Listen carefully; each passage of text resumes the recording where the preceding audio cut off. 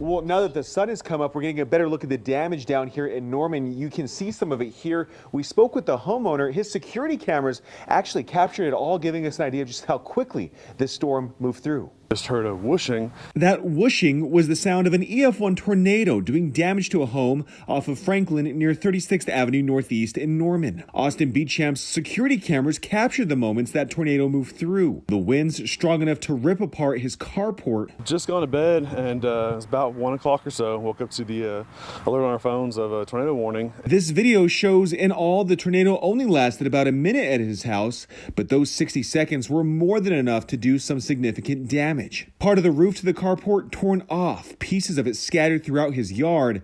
There were also some trees snapped like twigs. It's kind of happens really fast, and didn't really expect it to be something like that. Beachamp says that he is just thankful the damage wasn't worse.